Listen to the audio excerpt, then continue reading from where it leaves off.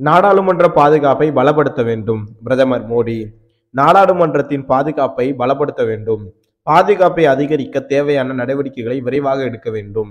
அத்துமீறல் சம்பவத்தால் ஏற்பட்ட பாதுகாப்பு குறைபாட்டுக்கு காரணங்களை கண்டறிய வேண்டும்.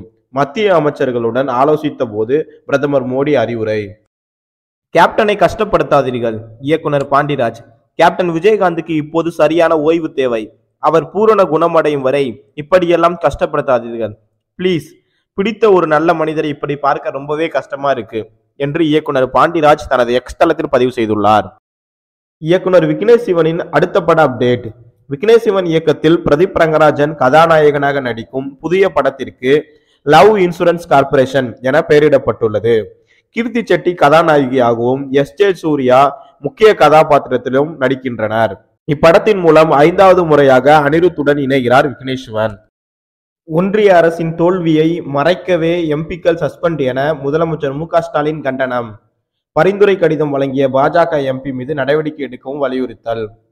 வெள்ள நிவாரணம் 6000 வழங்குவதற்கான டோக்கன் விநியோகம் தொடங்கியது.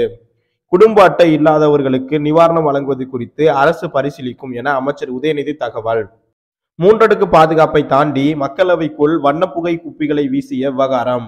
மூளையாக செயல்பட்ட முக்கிய நபர். டெல்லி போலீசார் விசாரணை. Chennai grand master chess championship இன்று தொடக்கம். 8 சர்வதேச கிராண்ட் மாஸ்டர்கள் பங்கேற்கும் தொடரில் இந்தியாவின் குகேஷ் அர்ஜுன் எர்கேசி மீது எதிர்பார்ப்பு. தென்னாப்பிரிக்காவுக்கு எதிரான T20 கிரிக்கெட் தொடரை சமன் செய்தது இந்தியா. ஜோகன்ஸ்பெர்க்கில் நடைபெற்ற இறுதிப் போட்டியில் 106 ரன்கள் வித்தியாசத்தில் அபார வெற்றி பெற்று அசத்தல்.